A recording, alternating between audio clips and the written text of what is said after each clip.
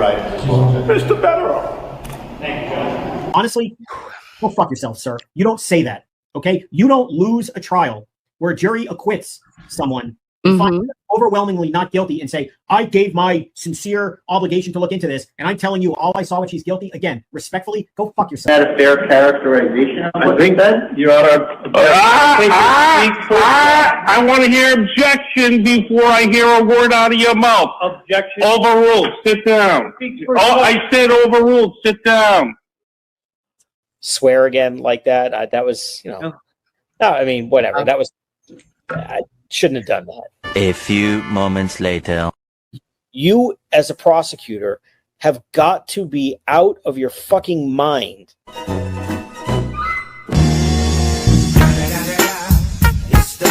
Nose. Dude, Jimmy, look at those ears. The ears don't bother me as much. No, I don't trust a man. I don't trust a man with a lobe like that. No, really, not a fucking chance. The mouth is butthole to me. Very thin, paper thin. The nose. Oh, the nose. The brows. Well, listen, I will tell you though, I kind of like a fucked up nose on a guy. I like a big old honker. I like a big nose. Big old nose. Give me that beak, bitch. You know? Yeah. Like, I'm into it. Come over here. Cluck, cluck. Yeah. I see some chickens that went moving on up in my biz, cluck, cluck, running. You gotta be with the kids, the kids, the kids, the kids, the kids, kids.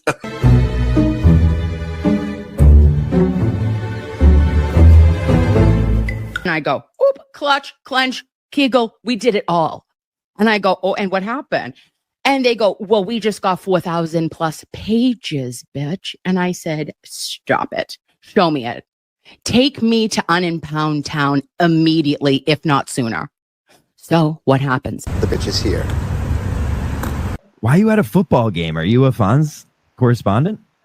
Well, no, because it's only for men over 30. Okay? Have a great night, boys. Fuck off.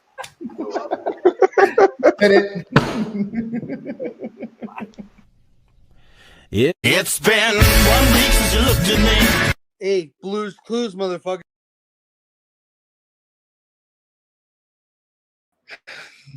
Dearly beloved, we are gathered here today on June 14th, 2026, to have a Sunday service, to gather, to feel togetherness.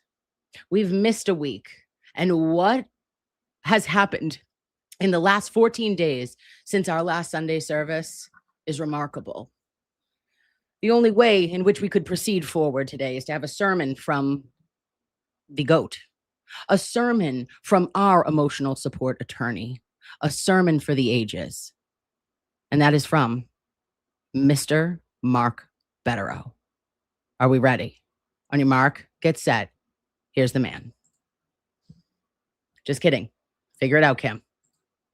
Good morning, Mr. Bederow. How are you? Good. How are you?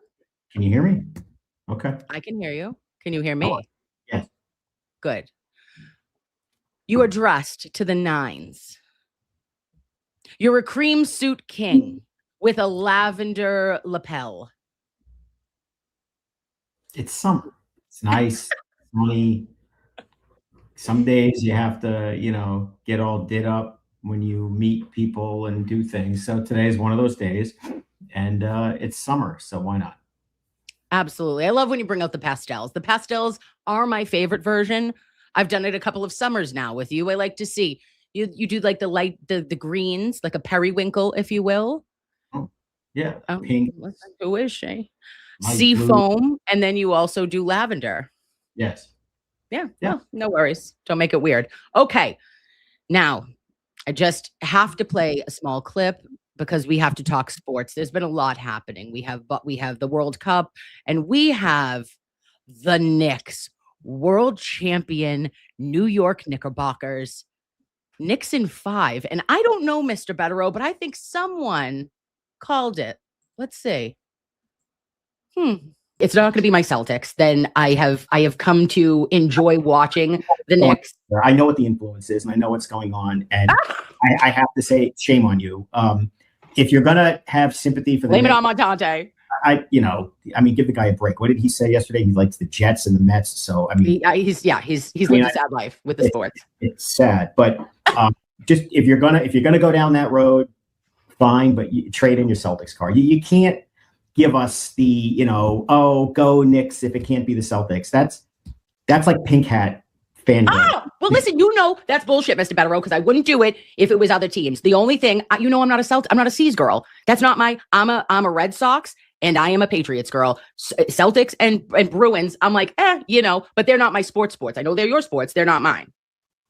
Yeah, but you need to be consistent to the extent you like the sport. You ought to, go with your people. All right, well, so I'm going to say this, Knicks in 5.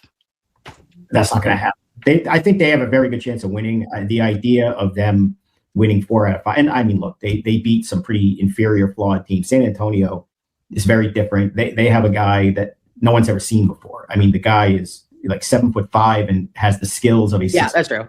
6'3" point guard. I mean, he is like truly one of one of anyone who's ever played the game. But he's only 22 and he's never been in this environment. And I didn't I saw some post-game highlights last night, and he was celebrating and emotional at a level that was too much for me. I mean, he ought to be happy. They just made it to the finals, but he was celebrating as if they had won, and that doesn't bode well. Yeah. That feels like we're happy to be here, and it's been a great year, and not that killer instinct that you want to see. Who knows? It's a little miscongeniality, but who knows, right? Two things.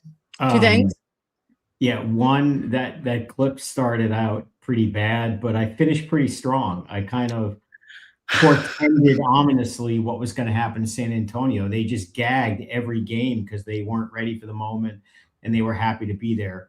That's number one. Number two, anybody who has a thick county accent like you cheering for New York is just disgusting. I'm sorry.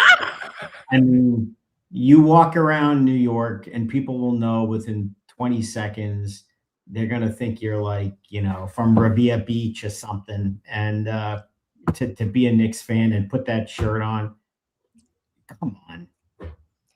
It's a little trolly. I had to troll you a little bit, Mr. Bederow. I mean, whatever. The Celtics have been done for weeks. It's just, I have to deal with this. My first thought was, I have to be around there Tuesday. Please, for the love of God, no parade. Tuesday. The parade is Thursday. Thank God. So it's not going to be a problem. But yeah, I just thought I left in the part where you were talking about Wemby and his kind of attitude. It was shocking to me, Game 4 in the largest comeback of NBA Finals history from the Knicks, where I live bet to plus 3,400 and just made all the money because I kept the faith. Here was the thing. The Knicks in Game 4 was quite literally, to me, it was Patriots 51, right? You got to believe 10 yards at a time. It was Edelman. It was Tom Brady. I was like, this is happening. They were down 29 and I go, it's still, you got to believe. And I was very proud. I was very, very proud of them. I kept the faith. Whatever. It is, listen, they're champions. I think that it's different for the Knicks because they don't understand, or their fans base doesn't see the title town, and they don't have all of that. But I'm like, they're not out in my mind. I was like, what are you doing? They can still come back. They have and then OG did some beautiful work. Anyway, I'm a Knickerbocker girl, and that's it. And I don't care. And I will, with my thick towny accent, we're champions, and I called it. Oh, now me. I mean, come on with this. It's okay to like them. You shouldn't from where you're from, but Walt Frazier jersey. Wow, is that a number 10 Walt Frazier jersey? Mm-hmm. One time I saw Walt Frazier in a courthouse, and you should see the way that guy dresses, even in public. It's awesome. He was there for jury duty. Something. I like him. He had on some like bright purple and orange with flares of yellow suit or something with this crazy hat. The guy, he's great. But my God, come on with that. Well, anywho, they were in his head. Wemby lost. Everything was bad. As soon as Game 4 happened, they said he did a post-game conference, and he said either we can have the killer instinct and keep fighting, or we can give up. And unfortunately, although the Spurs kept a lead and, did it all the way to the last 5 minutes, I think, of game 5. It just wasn't meant to be. It was destiny. And then I saw the New York thing that said Destin and then NY. I was like, oh, you guys got to feel it. You got to feel it in your bones. Aren't you happy? No. I mean, ultimately, I don't care, but no. And Okay. I mean, Done. Spurs had double-digit leads every game, but they're young and they would gag on themselves, throw up all over themselves, get nervous, and just gag away every game late. I mean, it's and this series clearly was over after they spit up on themselves with a 29-point lead in the second half of a finals game. That's pathetic. But I question everything with your sports fandom at this point.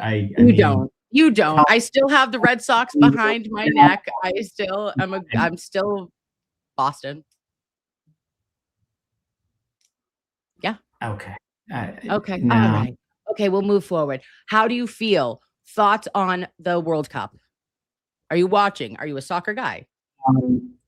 I mean, not really. I laugh at soccer, and yes, I call it soccer because let's be honest, football is a different game. The bottom line is this: in the United States, soccer means nothing. It's true. It's nothing like the rest of the world where it is everything. And every 4 years, you get certain people. I've got friends too. They know who they are. I laugh. It's funny. Who are self-styled soccer experts and who start talking about this guy and that guy and this country and sounding all sophisticated. And the reality is, in this country, nobody cares. Not really. That they're hosting it, I think that's great. I mean, it is the biggest sporting event in the world, bar none. They did it here in '94. I remember that well. I was actually in Boston that summer, and I think they were playing some games in Foxborough back then in the old Dumpy Stadium, if I recall. But no, I don't care. I mean, I want the Americans to win. That's great, go. But to me, I like sports where you can use your hands. I don't get it. I have like an unnecessary rage that I feel every time I hear Gillette Stadium called Boston Stadium. Foxborough is not Boston. What are we pulling here? That's weird. It's marketing and catering to the world that's come to the country because nobody outside of the area or certainly the country knows what Foxborough is or care. The only reason people know what Foxborough is in this country is because it's the Super Bowl home basically for the last 20 years. But people coming from Ecuador or wherever have no idea what's there. But I mean, look, it's great they're doing the World Cup, and you're going to get all your sophisticated friends are going to pretend that they're these sophisticated diehard soccer fans. No, you're not. I mean, there's a few of you, but not really. It's an international game. It's nowhere even near one of the biggest games in this country. It never will be. They talk about it all the time. Oh, the World Cup's going to change things. No, it's not. If it was going to change things, this country would be better. They'd be better at it. Kids would play it, professionals and whatever, instead of countries like Brazil and Argentina and Spain and places like that. It's an every 4-year thing. Yay, go soccer. And once it's over, no one will care. Well, let's be honest. Nobody cares. Yeah, I think it's taken a long time. Americans, let me be clear. The world cares. Yeah.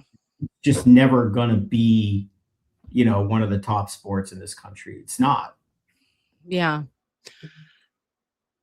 Yeah, I like it. I like soccer, but I don't like some games can be like watching paint dry, but so can baseball sometimes when it gets like really low. And speaking of baseball, the Red Sox, your guys, 2-game winning. Oh my God. I mean, break them up. Do you know yesterday they won only their second series at Fenway Park all season, and it's the middle of June. Yeah. That's awful. But look, baseball has its moments. It's true. It's not quite what it was. But, I mean, soccer is a whole nother level of boring. I mean, the ball goes down the field, nothing happens. You have these. I mean, the referees are all corrupt. It's the most corrupt sport. The organization. There's actually indictments, as you know, of FIFA people. There's all kinds of bribery and whatnot. And it's the only game where, because you get actors, they get tripped up, and every time it's a broken knee and agony and lying on the ground, acting like a clown. And then the referee just decides to guesstimate, well, I'm going to add extra time, but I'm not going to tell anyone. And so I'm just going to blow the whistle at 2 minutes and 40 seconds of extra time, or make it 4 minutes. I mean, it's the most ridiculous thing. They're playing in extra time, and nobody knows what the hell when the clock is going to go. And the referee just says, "Okay, we're done." I'm sorry. Soccer. Look, it's fun in the sense that the fans are fun. I mean, these people are rabid. They're crazy. That's enjoyable. But I mean, let's be honest. The vast majority of you don't care about soccer. You don't. It's Mr. Bederow, somebody just said, Darcy said, Mr. Bederow is probably a Yankees fan. That is the farthest from the truth. He's a Red Sox. Oh, yeah. He's a Framingham guy. But whoa. That means nothing. You're a Waltham girl, and you're sitting here wearing a Walt Frazier jersey, bragging about the Knicks. So, nah, stop. Stop. Ooh, it's spicy already. Okay, so I have to tell you one other thing. You want to go all in with this, New York arrangement? Why don't you become a diehard Jets fan? Do it. Okay. All right, I'll think about that, Mr. Bederow, and maybe, just maybe, I'll bring the Jets a Super Bowl. That will never happen.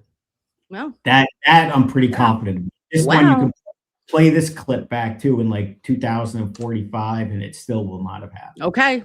Okay. Well, don't tempt me with a good time.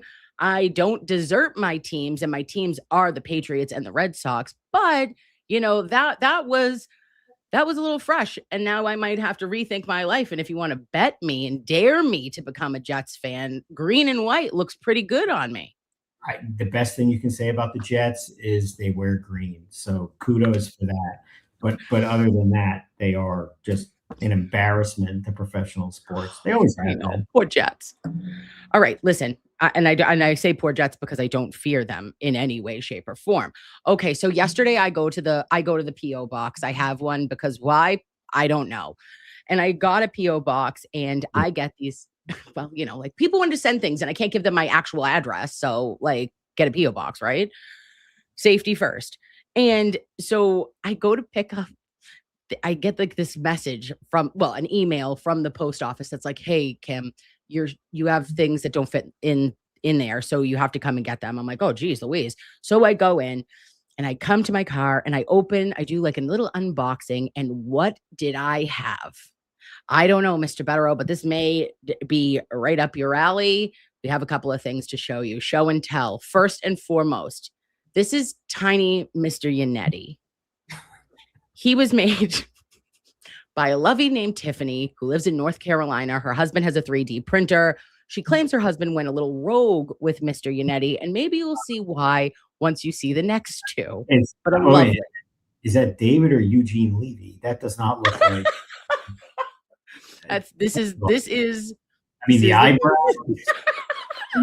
David, bless his heart, has no hair, and I mean, it looks good on him. His look that doesn't look like David. No disrespect to the effort, but that looks like Eugene Levy. That looks like tiny Eugene.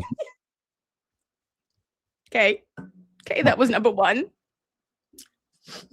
And this guy, then I see this little guy. And this is tiny Mr. Bederow. Hello. White, yellow hair and blue on blue and white eyebrows and black eyes. My God. Black eyes. That says a lot. Thank you. I think. Thanks, Tiff. P.S. I tried to put these in the boom. they don't fit. They're like, okay, here, like, let's do a reference. This is you holding little Punch the Monkey's hand, okay?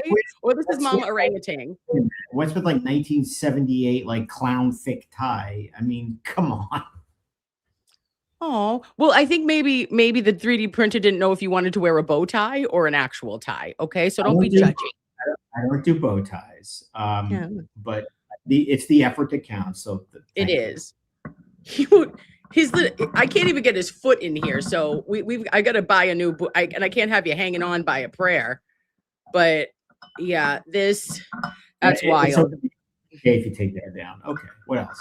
Yeah. Okay, and then finally, here's the last one. Oh, come on, Mama, stay in there. Okay, then this is Nurse Kim. Here she is.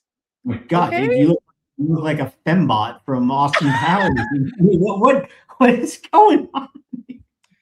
I said I gotta wear my glasses for this, but is it a fembot or is it like the pink dress is like the fembot dress, I think, from Austin Powers. So then I had all three of them, okay? And I said, these are the three amigos. Okay, this is the Justice League, and we go boom, boom, boom, boom, boom, boom, yeah, right? Fighting corruption. Why am I an albino except for my creepy black eye? Jeez. It was a first try, okay? And her husband did the best job he can. She said she didn't think he quite understood the assignment, but that tickled my fancy. I was quite literally cackling in my car seeing these. So this is again, thank you, Tiff.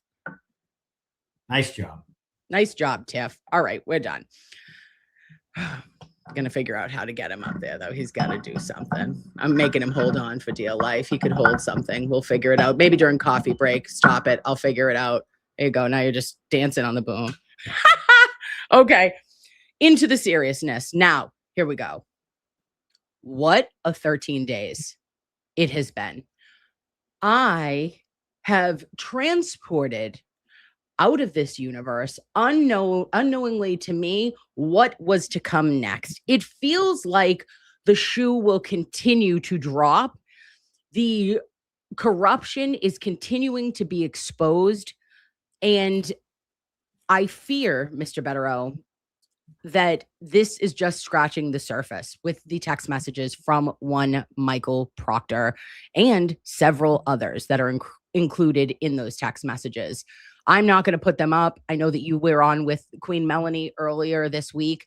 You've gone over some of the things, but can you give an overall, like, overarching opinion on what this means and the implications of what continues to be released? Well, I mean, it means in an obvious sense that the man is a racist of the first order. He's not the kind of guy who's making an inappropriate joke or an off-color comment. He appears to live, breathe, think, and just do racism. These communications are apparently frequent. They are, just grotesque. And even in terms of their racist quality, they're just so over the top, but it's so ingrained in him. He sees everything through, I am this, and if you're not this, he doesn't like you. And it goes on too. There's misogyny, there's essentially, as you saw a couple of weeks ago, praising sexual abuse, giving a to-do on how to have non-consensual sex. He clearly is an anti-Semite. It's not common that you hear people proudly praise Adolf Hitler and muse aloud as to how much better the country would be if his ideas prevailed. And a lot of us would be dead, by the way, myself included, if those attitudes prevailed. But I think the scariest thing is not only do you see how comfortable he is in doing all this, and this is the real critical part in terms of how it can impact a lot of these cases, whether they be criminal or civil, but you can see how it influences his judgment and his professional competence and, again, judgment. And that's where it gets really bad. I mean, so it's not like a switch that he flips on and off, where off duty Michael Proctor is a raging racist, but he's a professional on duty. Look at, if you can get past the offensive nature alone of what he said, look at what it means in the context of his job duties and performance. So you had the message a few weeks ago where he's talking to another disgraced Canton cop and saying there's a car accident and, well, you should go there. Well, don't, it's just black people. And he didn't use the word black people. I mean, I'm not going to say it clearly, but he basically says, well, just let them die. They're just black people. That's not watching sports and being a racist because somebody did something you don't like. That's a guy who's talking employment related things and saying, I don't give black people the same treatment because they're black. And you see that in other messages that even came out the other day, where he jokes about whether I'm going to arrest someone, which means put your hands back, go into custody, or issue a summons, as he's making racist comments. Again, that is influencing professional decision making. He made another comment joking about pulling over a black guy for smoking a cigarette or something. Again, abusing power based upon his dislike for black people. Other references to planting evidence, jamming sticks up people's rear ends, some of the other just general racist stuff, which again is so over the top. Pictures of black children in cages. Wishing that black people just get shot and killed and should be killed. I mean, I could go on and on. And you know, the misogyny, the sex abuse, all of that. So really, anything that would show that he is willing to compromise his professional judgment based on his hatred is fair game. And you know, a lot of the Twitter lawyers and whatnot, they don't understand that. They screaming, you have no evidence of a conspiracy in this. And again, they don't understand how criminal and civil cases work.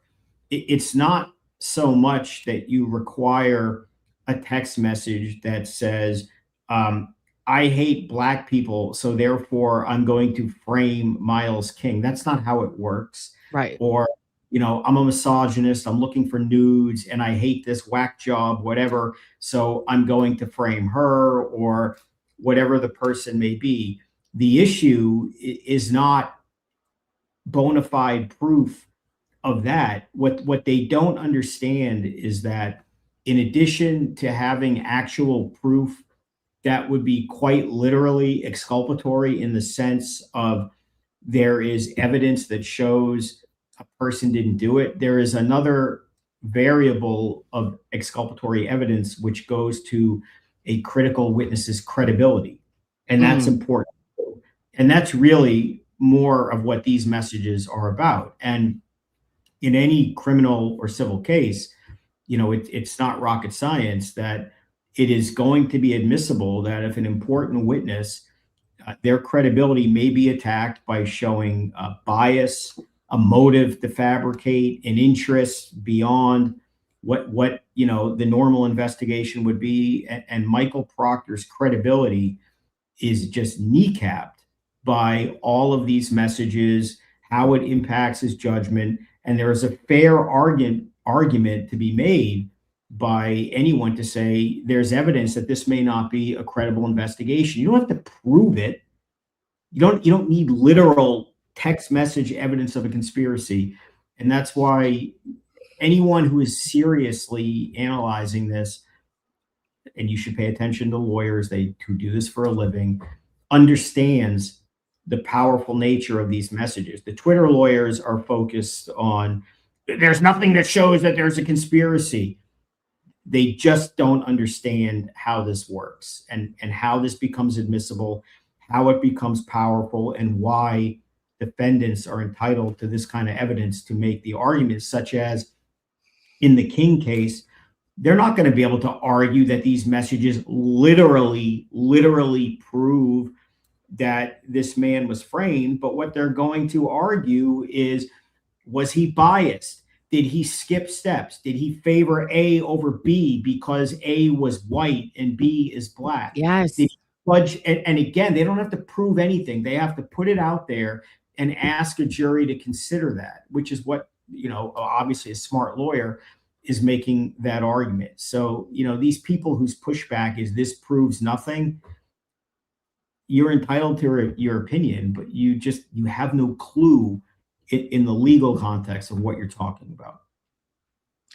Yeah. And also, not for nothing, I don't think that anyone that has ever been involved in a conspiracy, I mean, maybe minus Adelson in some ways or respects, is that there is going to be direct, I conspired to do this. Like, people don't write what they're doing in messages typically to people. You have to read around, and the overarching theme of it is that there is a disdain, there is a dehumanization of specific groups, there is a targeting of other groups, and that is pervasive, not just in Michael Proctor's text, but in the responses that he received from other disgraced Canton and Mass State Police, in my opinion, that they did not protect and serve all.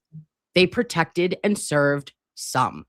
And that is shameful and will result potentially in outcomes of cases where actually people were, the right person was arrested and prosecuted for these crimes.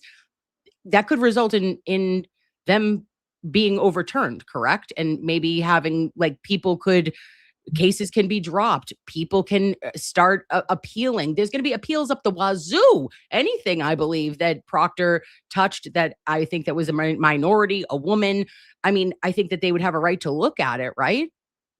There's going to be some appeals, I would say more, just using legal vernacular, more post-conviction motions for cases where appeals have already been decided. But yeah, and I think I alluded to this when this first broke a couple of weeks ago, that it's only a matter of time before any lawyer who has had a client who was convicted in which Michael Proctor played some role is going to try to reevaluate, because the question becomes, if this evidence was in the prosecution's possession, custody, and control, which is a legal issue. It's not just everybody gets out because of Michael Proctor. It's not that simple.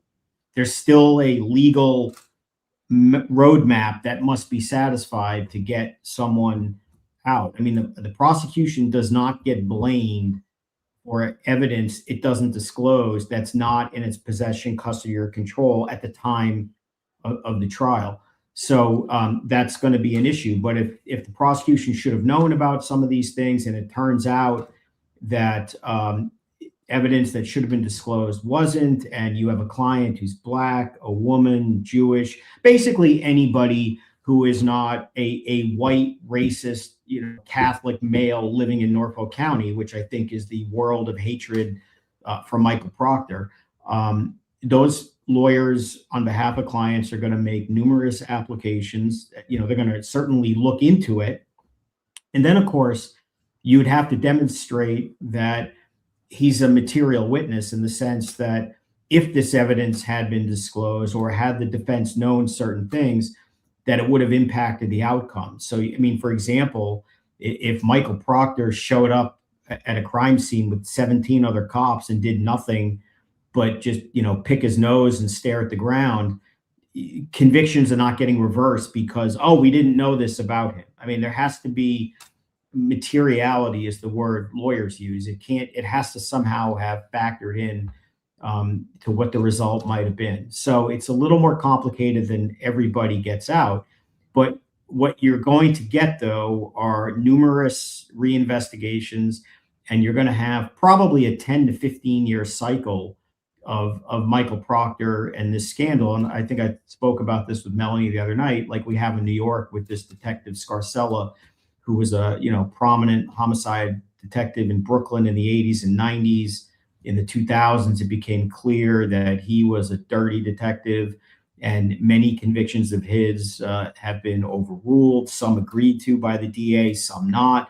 Other convictions were not overruled because Scarcella was not important enough. But Proctor is going to cost the taxpayers of that state. I can't even calculate how much money, not even just based on settlements, just based on legal fees for lawyers on behalf of the state and the DA's office who are going to have to defend and basically, pick up his trash that he's left behind for all these years. And it's very interesting because in a lot of these other, dirty cop types of situations, you don't really have any proof other than, well, some people say that he put his finger on the scale, he did things. With Proctor, it's his own words in writing coming from him. There is irrefutable evidence. It is beyond dispute that the man is a raving, virulent, white supremacist racist. Okay. There is indisputable evidence that he makes light of the sexual abuse of women and even talks about possibly doing it himself. There's indisputable evidence that he is just a sickening anti-Semitic.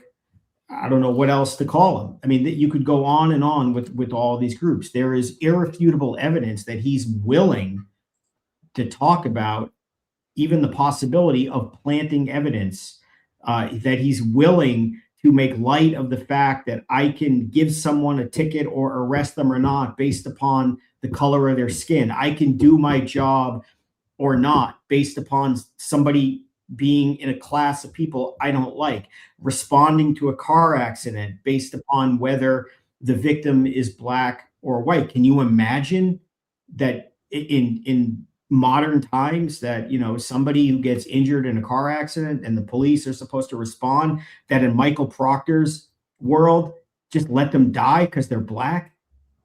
I mean, anybody who defends him, take a deep breath and look in the mirror and ask yourself what the hell you're doing. I mean, this conduct is so indefensible, and particularly for a man who has a gun and arrest powers by the state. I mean, he's the one who has the discretion to say who gets arrested, who doesn't.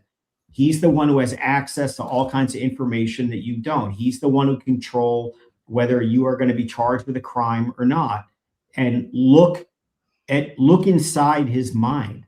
Look at the racism, look at everything else, look at the fake apologies he gave during Karen's trial. Look at the comments he's made on TV. This is a bad guy.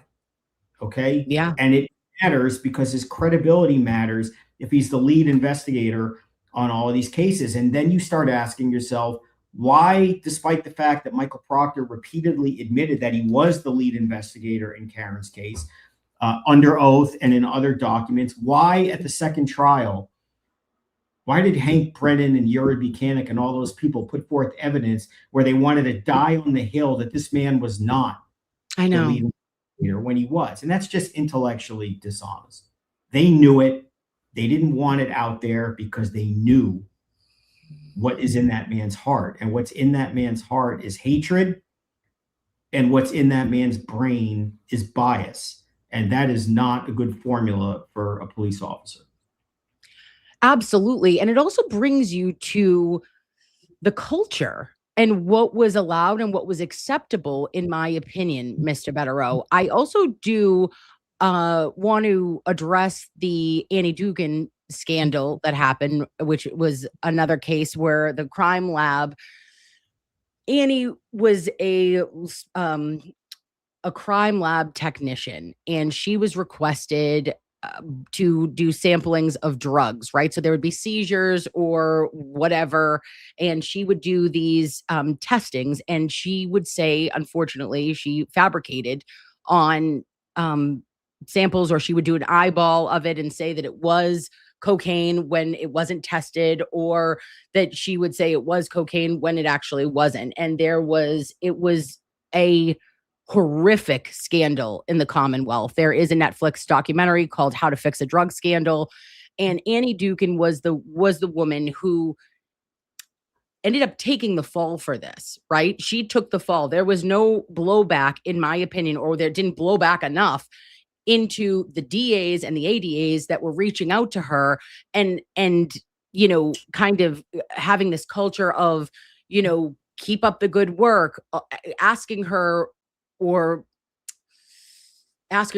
asking her to make sure that this comes back, because this guy had been another guy. Let's say, for example, maybe he was arrested and he didn't have drugs on him this time, but he was arrested 10 other times and he did have drugs on him, and he was he was a bad guy, but it still didn't make it right that she was physically fabricating what was happening in that crime lab, right? So long story short, Annie takes the fall for it. The district attorney's office basically gets off scot-free. And I fear, do you think that this is like, will there be parallels here of like Proctor is the bad seed, and that it doesn't go into the Norfolk DA's office, or it doesn't go into Mass State Police all the way up? Well, I mean, it depends. And I mean, not to get all Nixon and Watergate, but what did they know and when did they know it? I mean, that's going to be the issue in terms of whether any of these DAs are going to get mixed up in this. And, look, there are concerns and there are red flags. There is this incestuous relationship between the Norfolk State Police unit at the time and the DA's office. So they know each other very well. They're all friendly. They all socialize. They stuff money in Morrissey's pockets. I don't mean literally, like donate money.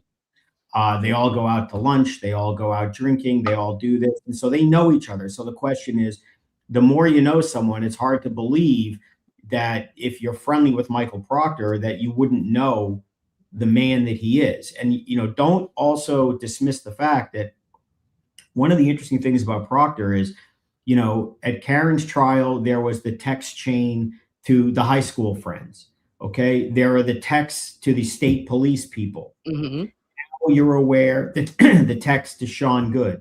Now you're aware more texts to other people that you just saw that's 4 separate groups of people. I mean, does anybody really believe that these people who know Michael, he's not hiding who he is? In other words, okay, he's right there in plain sight. He's jumping up and down saying, I'm a racist. I'm a racist. What are you? And I don't know about you, but I mean, if you knew somebody like that and they were texting you these things, you might want to say, I don't really want to hang out with you. I don't know you.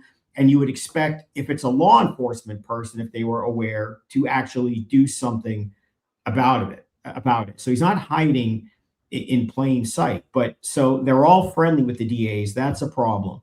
The other concern is, why was this guy catching cases for so much after the first round of messages came out? Why didn't anybody look into it?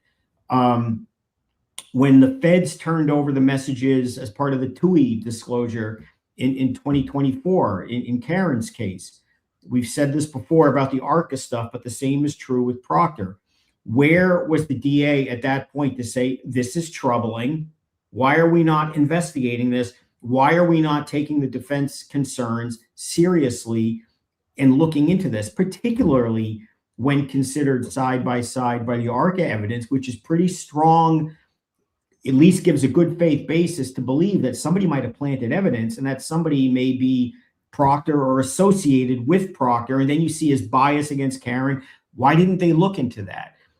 You look into, the ridiculous hostage video that Morrissey said, where he full-throated defended Michael Proctor with things that are absolutely not true. You know that today. His statements, now that doesn't mean they're lies, but it doesn't mean they're not either. Mm-hmm. Why did he say those things? Did Proctor tell him? Did his buddies tell him? Did people lie to him? Did they not investigate? You look at the hearing that occurred last year in the King case, where Proctor avoided a subpoena. He just didn't show up for the hearing. No one in the DA's office concerned about that, knowing everything that's going on. And then Lally testifies in that case and says, we just didn't turn over search warrants for years, to the point where an alleged murderer and now guy indicted after he got released by the feds had to be released because you're so incompetent that you can't disclose search warrants in a murder case. You can disclose like one page, but not the full affidavit. You're not concerned when it came out during Karen's case that the famous Sallyport video and all of that was apparently in Michael Proctor's back pocket for a year, and everyone in the DA's office says, I don't know. So there are red flags everywhere. But in terms of whether the DA had actual knowledge or just swept this under the rug, you need that to be fleshed out, through taking evidence and testimony. And I believe in these civil cases. I mean, look, the state police are being sued. There are lawsuits going back and forth involving all of these parties, and Proctor is involved in it. The DA's office is involved. And I would be pretty confident that on the, bullet point list of topics for Karen Reed's lawyers would be finding out how far this goes beyond Proctor and where does it lead. Because although the Norfolk DA's office apparently is like the three monkeys, see no evil, hear no evil, speak no evil out all this, I assure you her lawyers are going to look for the answers that the DA apparently never saw it or never saw fit to investigate. And it's just the final answer. We don't know. But at some point now, people with a real interest in finding out the truth are going to seek the truth. And, they're going to be asking Proctor all these questions. They're going to be asking prosecutors these questions. They're going to be asking other people in the state police these questions. And at some point, Proctor's going to have to answer these questions. I mean, he didn't show up for the testimony in the King case. For whatever reason, his deposition got delayed in the other case, whatever, that'll be adjudicated at a later date. But, he can't pick and choose how he gets his information out. Okay. He can't avoid subpoenas and then run to ABC News and whine about how his life has been impacted and how I would do nothing differently. He's going to have to answer for his conduct in criminal cases, in civil cases, in everything. And it's never going to end. For at least this scandal is just going to go on and on and on. And it's on him. I mean, nobody asked him to be like this. Nobody presumably asked him to have these world views or these narrow-minded views that he apparently has. Who else shares those views with him? I don't know. We know Sean Good does, of the Canton Police. We know at least some of the buddies he was texting with, in the latest round that came out, share those views. I think it's too early, in all fairness, to say whether the state police who gave him thumbs up on some of his messages do. I think you need a little more evidence. And I think it's, at least from the other messages you saw during the trial, it's a little early to blame his high school friends as well. But you know what? They should come clean now. They should get ahead of it. Okay. These people who clearly know how disgusting he is should get ahead of it and share it all. Yeah. Yeah. I think that you're absolutely right, Mr. Bederow, with like the coming forward, and not even to get ahead of it, to like get it off. If you are not that person, because my Nana always used to say, right, that, show me your friends, I'll show you who you are. And if you are associated with, in a professional, in a personal form, with Michael Proctor, who was saying these views just very nonchalantly, like straight, no chaser, hitting it all the time, very provocative, and like it was nothing, no skin off his back. I wouldn't want to be associated with anybody who used a 10th, 1/4, 100th of the words in which he said, and the actions of which he described, and the lack of humanity and response in which he shared. And that probably what you see in writing is, God forbid, probably, less than half of what he really thinks. Yeah. Okay.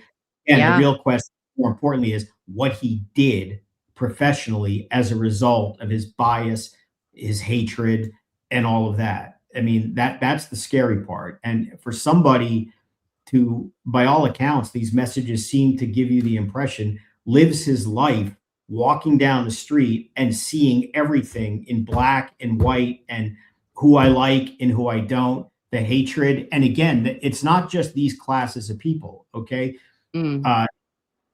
Alan Jackson, asshole, right? That's what he said. David Yannetti, I hate that guy. He's an asshole. I'm not even going to tell you what he said about a client. That's going to be for another day. That will come out. What he said about Karen Reed. God knows what he said about Miles King. I don't know, but we know what he said about people like him. Everyone else is the jerk, the asshole, the this, the that. Maybe it's him. You know, when you hate that many people and have a reason to just hate everyone, maybe it's you. And it's a blind blanketed hate. Like there's enough reasons to dislike people for their character, for their actions, for the things in which we do. But when you are hating a person based on the color of their skin or their gender or their religion or their ethnicity, you are a scumbag to the nth degree. And I do not think, I don't understand, because he was with the Mass State Police for over a decade, right? So like you knew, and I know that you say it's what they know when they knew it. And I want more. I want to know everything. There is more, because he was rejected by the Boston police because he couldn't pass a background check beforehand. And yet the state police whisked him in, such to the point that based on the messages that were made public, Proctor was telling his buddies, I don't know how the hell if they really knew I would never be hired. And this is also during a conversation where he's making racist comments about the people in the Boston police who wouldn't hire him. And then he's telling his friends, you know, have they asked you about this, or don't tell them about this? So the real question is, why did the state police hire him? Yes. And the police wouldn't? And there's a scandal there too. And that goes to the heart of the lawsuit that was filed about the negligent hiring practices, the negligent supervision, the negligent training. I mean, this guy is a walking scandal.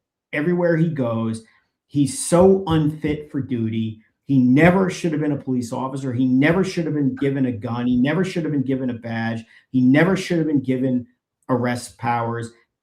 He never should have been given anything, you know, other than perhaps an invite to like the KKK convention, if they have such a thing.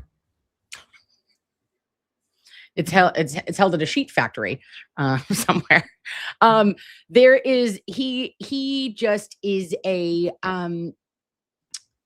I fear that with the responses in which we've seen from the police officers, in which we've seen the responses, even the thumbs up, the acknowledgement, all of the things, it never sat right. Nothing sat right. And we knew from jump, Mr. Bederow, that what was said in the Karen Reed trial one, hearing him on the stand, it was jaw dropping. It made your stomach turn. And yet somehow the more that continues to come out, and to see the pervasive and the horrific words in which he typed, which again, very smart for you to say, that's not even probably half of what has been rolling around in his dumb brain. But he has this ability to be out in the public, never had another complaint. Just think about this. Go back in your brain and remember him on the stand saying, I've never had a complaint filed against me.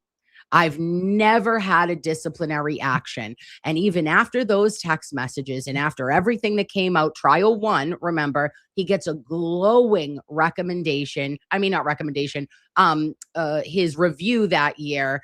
And he's an exemplary employee. What? He's well, we were told he's probably the most vetted cop in history, right? Wasn't that the absurdity that, you know, online? And, you know, obviously that's not the case. And obviously, you know, it's not true, because the Boston police said he's not worthy of being hired. Okay. So clearly, he was vetted properly by the Boston police, who told him to go pound sand. But, I mean, look, there's so much more that's potentially out there. There's other cases.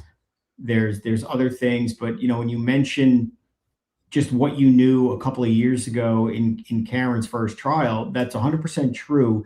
There were things he said which made no sense without even knowing what you now know. Okay.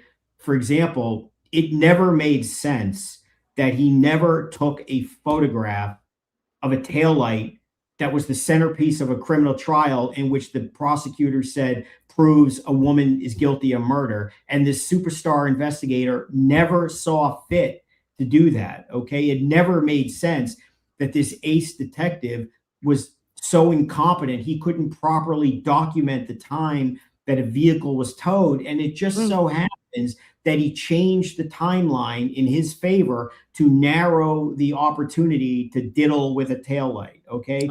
It never made sense when he said, I immediately knew it must have been a car accident just because the guy's shoe went flying off. I mean, it never made sense when he was trying to justify these messages again. And he knew all of the messages. You didn't. He did. He knew what he was. And he tried at the trial to basically say, well, I was really upset about this case because a police officer had been, backed into and run over by a drunk driver. So said he. And it would have been obvious to anyone, or should have been at the time, that homicide detectives are grizzled veterans. Okay. They deal in the business of murder and death and misery. There's nothing good about what they do. It's same with like lawyers, criminal lawyers. You are in the business of misery. Nobody wants you around. Something bad has happened. Okay. And this is a guy who's dealt with women getting chopped up by their husbands and thrown all over a metropolitan area, other terrible murders. And he's telling us, I said the things that I said about Karen because this one in particular, a backup hit and run, just impacted me to the point where I couldn't function. That is so ridiculous on its face. That is so self-serving.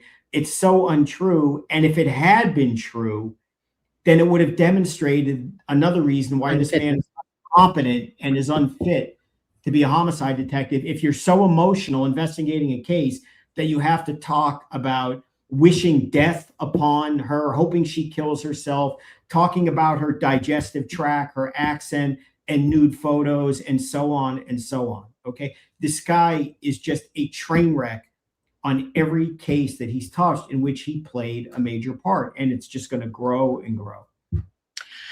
And also, I call bullshit on that on its face as well, Mr. Bederow, because in the text messages with his 9 best friends from first grade or whatever high school, but I still say that, he said very callously, right, that allegedly Karen Reed, quote, waffled him.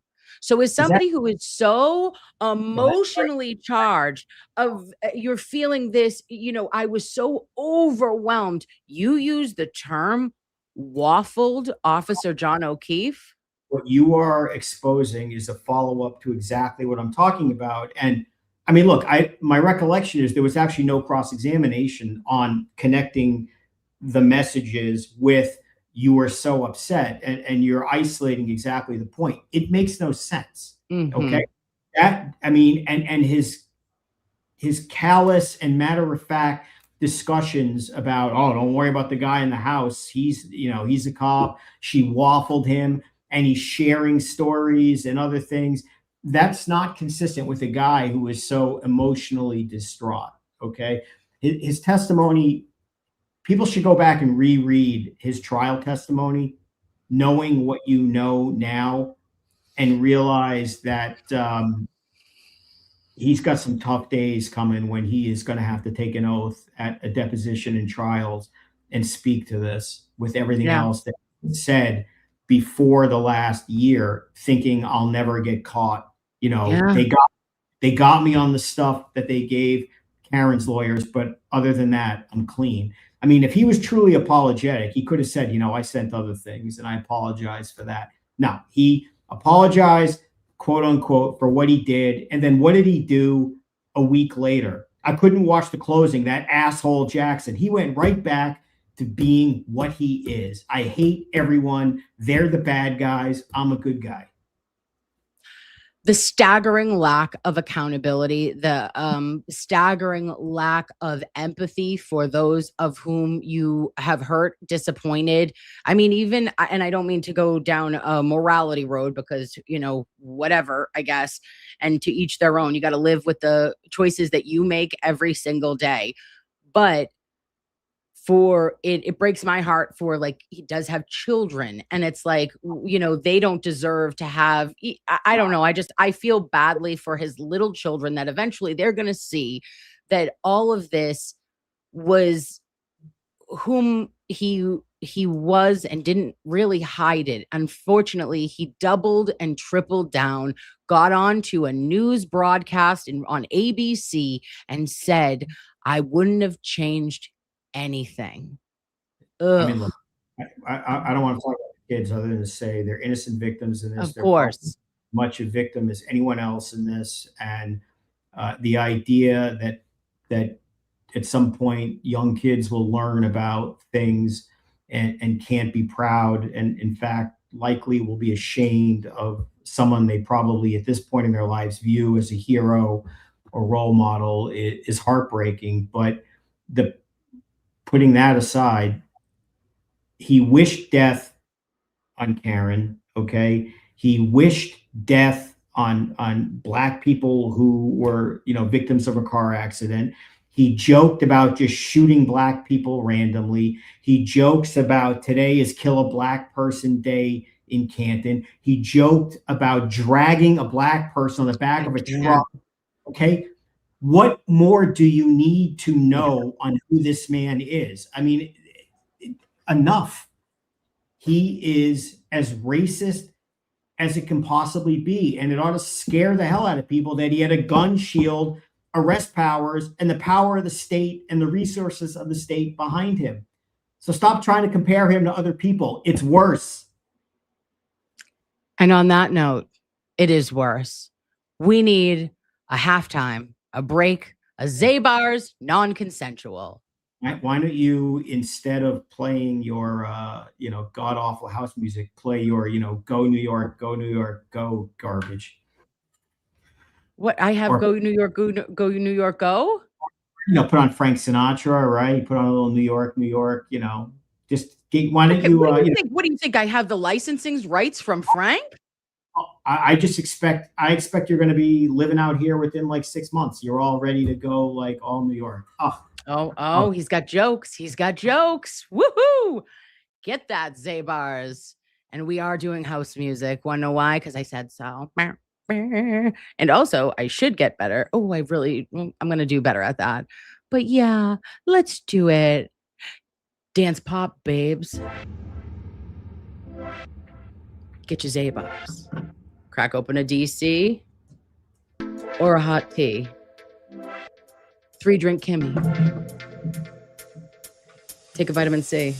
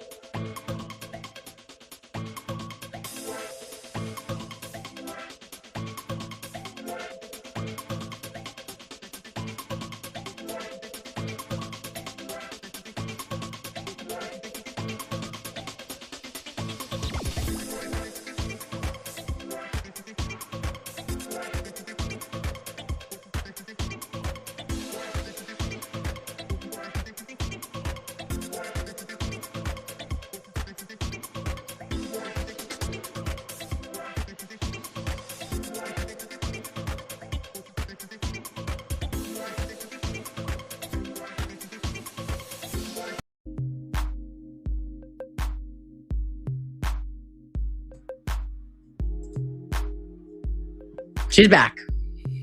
I see you're smoothing it out a little bit here. Wow, that's not house music at the end there. Anyway, we were feeding the ducks.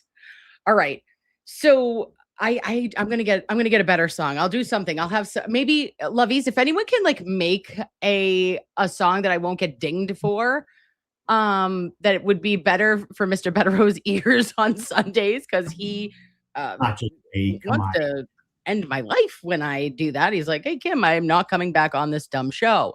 Okay, now if I can, I would like to segue into Lally. Okay. And I know that, okay, so Proctor is Proctor, but I have a particular concern about ADA Adam Lally because I always used to, and I don't know if maybe it was him or his personality that made me think that he was just kind of there.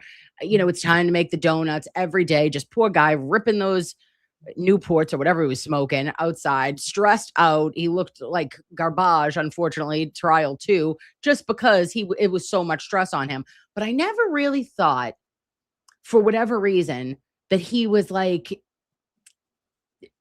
very in on the joke, okay, as Karen would say when she was detained and arrested and brought to the barracks in summer of 2023. Anywho, for an upcharge.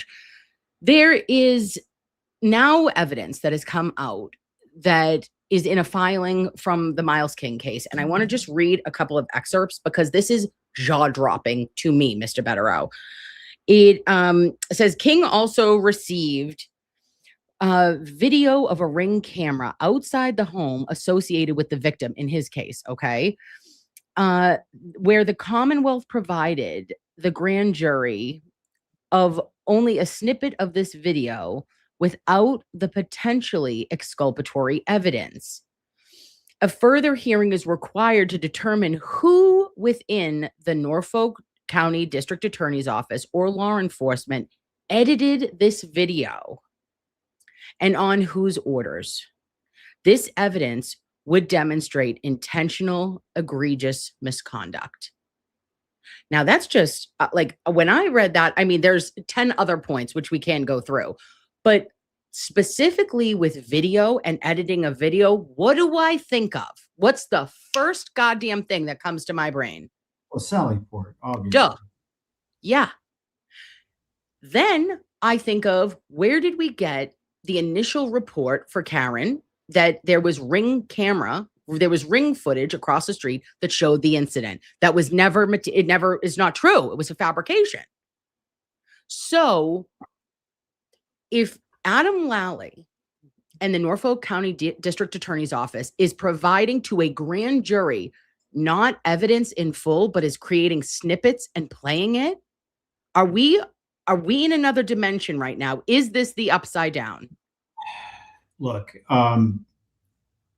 Lally is either incompetent or perhaps the other thing, which nobody wants to believe. Either way, he should be terminated. I mean, I said that when I watched the King hearing a year ago. Just that hearing alone, in the best possible light to him, he's so incompetent in gathering the most basic evidence to give to a murder defendant, and their incompetence led that defendant to be released from custody. I mean, that's a public safety threat. He should have been terminated from that. If he didn't know about the Sally Port video for a year and never asked the right questions, that's bad. But then there was another thing that happened in Karen's trial, which was very troubling. And then the judge did not allow cross-examination on this, which was outrageous. Lally, don't forget, introduced the Fakakta video.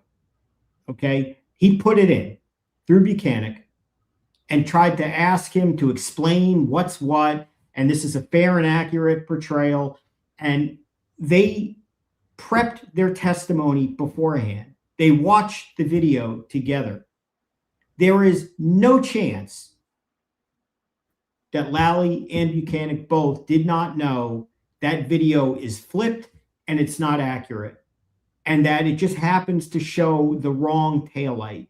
I mean, that's kind of, in that case, a big deal, and he never got examined about that. So there's a lot of problems here. Now, if you when you get to a video that you cherry pick for the grand jury, different states have different rules about whether a grand jury is entitled or you must present exculpatory evidence. And, for example, the rule in New York is that if it's fully exculpatory, you have to present it. In other words, if it would be self-defense, which would make something not a crime, you have to, because you shouldn't be charging people with crimes who are not guilty of crimes.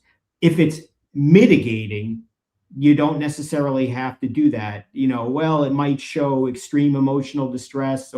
But what you can't do is cherry pick a video. If you can't slice and dice a video because you want to prove a point, but cut out the part which may very well show the man didn't do it. If somebody did that in the DA's office, they should be fired tomorrow.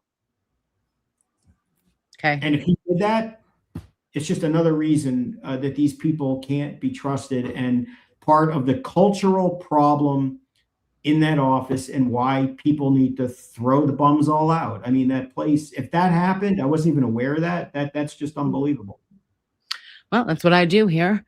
And then it said, again, I'm reading again the filing from the King motion from what is today? Sunday, from Friday. Further hearing is required to determine if ADA Lally was authorized by any supervisor or discussed with anyone in the Norfolk County District Attorney's Office his plan to abuse the grand jury process, and to the extent that the Norfolk County District Attorney was notified whether ADA Lally was disciplined for this abuse of power. Then ADA Lally had failed to communicate with the DNA lab, which delayed processing of this DNA for over 1 year. Again, this is only in the King case, but you see him with the delays, and this is like a pattern of behavior. This is the problem, okay? The guy is accused of murder. Doesn't get more serious than that. The guy is in jail. Now, that's a big deal when someone's in jail versus not in jail. And you screw around and jerk around for a year, not testing the DNA on a murder case, while this poor bastard is rotting. And he may not be a poor bastard; he may very well be a stone cold killer. Okay, but for these purposes, this presumed innocent indicted man is sitting in prison and jail, not prison, and for a year, you don't even get DNA tested in a murder case. Okay, again, it doesn't matter whether you come out on the side of incompetent or corrupt. Neither one is good. These people who practice that way are not fit to be public servants, protecting the public and, handling the important job of a senior homicide prosecutor, let alone a traffic court DA. I 100% agree. And it just feels like this filing from the King case seems to always, though, ring bells in other cases to me. Like it's hearkening back, and it makes me feel like, I'm like, this is the playbook you've shown me. Now I'm like, well, wait a second. I actually feel like I've seen this film before, and I didn't like the ending. It's weird. The film is called Chinatown. It's Chinatown, Jake. Forget it, Jake. That's just, look, they don't care. This was business as usual in how they handle things on these cases in that office. And it can't be emphasized that if they're doing this on the big cases, the cases that are in the public eye, what do you think is happening on the cases that are not in the public eye? What do you think is happening in the darkness where no one's paying attention? That ought to scare the hell out of everyone. Yeah, and that's like, I feel like Adam Deitch said that as well, was that it should scare the hell out of us, which we have said that if this is what is front facing and mainstream media is, has their claws in these cases, can you imagine for the victims, for the defendants, and for the other guys that are not in the public light, that all of this is just a daily business with Norfolk DA's office, with other district attorneys' offices. I'm not saying that it's only the Norfolk County, but it just feels like if they have the balls to do it with these cases, God only knows what is happening in the cases that no one knows about. The conduct is so brazen, it's so indifferent to consequences, and it's why you need a new DA. I mean, there will be a new DA, but you need a new culture in that office. And it's why now you can't literally come in day one and fire the whole office, because the trains still have to run on time. Somebody has to clean the store. But there has to be a housekeeping and a fumigation of that office. And I mean, the culture has to change, and that will take time, but you have to start somewhere. And, you know, I mean, that'll be up to the voters, of course, to determine whether that's going to happen or not. Now, Mr. Bederow, you alluded to this earlier, but we were talking about the warrants in the King case. Remember that? Yeah. Right. Never seen anything like that. Never. I mean, had a situation where they not only did not turn over evidence for all that period of time, but you had this stumbling, mumbling, indifferent, I could care less prosecutor saying, well, there were a couple of pages. I had like page 2 of a 6-page affidavit, and I gave her that. And you just sit and say these people are just a joke. Yeah.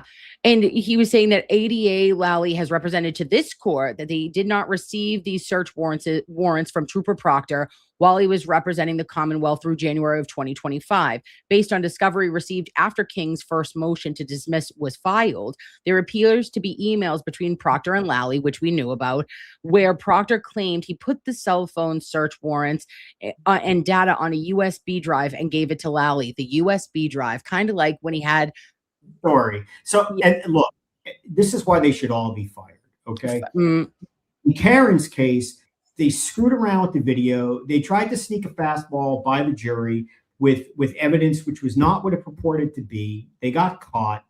And when the defense made an issue and a motion to dismiss in the second case, Lally's defense, which was not a legal argument, this is important. It had no meaning in a legal sense, because the government is the government. It's the cops and the are legally responsible. But Lally's position was, I didn't get it from Proctor and I didn't know. And then you go to the King case, and here we go again. Proctor put it on, you know, a disc, a drive, a video, and that got lost too. And here's the real question. Now that you know what you know about Proctor, did he lose that evidence against Miles King because he's a black guy? That's the problem with all of this. Did he hold that so this guy would rot in jail longer and sit in jail for a year? And was he influenced to do that because I hate this black guy? That's the problem. It's exactly these kind of things. And what a skilled lawyer will go through this again and again. And you know, Lally and Proctor should like tour together as a vaudeville act, because neither one of them makes any sense with the kind of nonsense that they're putting forth. Okay. And when Lally says, well, I didn't get it from Proctor, you're the prosecutor. It's your job to get it from him and say, where is it? Go find it. And if that doesn't work, you call up the food chain and you figure it out. The prosecutor is in charge of the case. Okay. The state trooper, in essence, is helping you. They work with you, but you, the prosecutor, are the one responsible for the evidence. You are the one who is bound by the rules of professional conduct for the non-disclosure of evidence. Okay. If you and Proctor are playing games with evidence that you should be disclosing, it's not Proctor who's going to get in trouble under the rules of professional conduct. It's the prosecutor. And he clearly is indifferent at best or complicit intentionally at worst. Either way, it's just a disgrace. Absolutely it is. And then, but here was where I said, oh my God, was that we now know that King, and this is as of Friday, guys, Friday's filing, which would have been June 12th, 2026. King still does not have any accurate returns on any of the search warrants. All right, so let's back that up for a minute. That hearing that we all saw and just were shaking our heads saying this is insanity a year ago, that Proctor skipped a subpoena because he was on vacation, you know. God knows where he was, right? Again, maybe it was the KKK convention. Who knows? Who cares? But that hearing was a year ago, and a year later, with everything that's come out, what's changed? Nothing. Forget it, Jake. It's Chinatown. Still don't have the warrant. Look, that lawyer, who is great, obviously, Scapiccio, great lawyer. Rosemary. It's a very compelling argument for dismissal based solely on the egregious conduct, whether there is prejudice or not. And Massachusetts does allow for dismissal to send a message where the conduct is so bad and so offensive. And if this is not that case, what is? There is no other glaring example to make than of this case, in my opinion. And to shout out to Rosemary, Queen Rosemary, for the fight, and she continues to fight. And I mean, she's hit with listen, she said something on Twitter the other day that I was 10 out of 10 would recommend. She's like, that's bullshit. I said, yes, my girl. She's like, I've never represented an Albert. People were just trying to, she's getting attacked now because she's adjacent. There's things that could potentially. What happened with Albert and her? What? I believe an Karen Reed individual stated that she had, there was word on the street that she had represented an Albert, okay, like either Colin or Chris or somebody, and she just clapped back like only she could and stated, actually, I think I reposted it because it was hilarious. She was saying, oh, please, I'm sorry, this will be worth it. She was just letting everyone know that she does not care and you will not push her around at any point. This is bullshit. I've never represented Albert in my life, and the Norfolk County District Attorney's Office knows it. Okay. I mean, yeah. Oh. I mean, if they're just, I don't know why they said that or what the point of saying that would be, meaning why they would say she represented someone, and she's certainly clarifying I didn't, and you know that. I don't know what it's Kevin Albert. It's Kevin Albert. Okay, I have the email. So this actually came from the Norfolk County DA's office. It said from Tully. Mr.Bederow. Read it, Kim. All right, Thursday, March 14th, 2024. There is an email from Tully to Lally and McLaughlin, and it says CW versus Karen Reed, Rule 17 motion scheduled for 3/20/24. I lied. 3 motions have been served to the following attorneys: Kevin Albert, attorney Rosemary Scapiccio; Brian Higgins, attorney William Connolly; and Kenny Berkowitz, attorney Damon Katz. It's not true. False. Okay. She never represented Kevin Albert. And she clearly called him out, but I don't. Yeah. I'm not sure I understand the significance of this, to be honest with you. Obviously Tully is either mistaken or lying. One of the two it's not accurate, but I don't like, what does it mean? Like, I don't know. Well, I think that they were saying, well, people meaning assholes, the legal scholars of Twitter, Mr. Bederow, were saying, yeah, great flag. I actually still have some questions about this, like that they got her in the discovery, right? Or when these emails were released, they were like, oh, she's represented. So what? Suppose she did run. Obviously, she's saying she didn't, so she didn't. But suppose she did. Who cares? What does that have to do with anything? Also, though, reminder, all roads lead back to Tully. And I say that with the fullest of my chest to say, I don't know. That man there, I'm going to be forward. This doesn't compute for me. I get that it's an incorrect statement. I get that she gave them a sharp elbow in response saying, don't say that. It's not true. And you know it. But I don't get what Tully's saying that, what the game was, or how they're getting an edge, or, ooh, this is it's not registering for me. I don't get it either. But Grant wrote back and said, "Thank you, Attorney Scapiccio. Are you able to confirm you never got any documents served to you by Brian Tully on or about March 14th, 2024, related to Kevin Albert? I'm wondering where Tully left those documents that day or where he mailed them." I don't know, but honestly, Doesn't matter.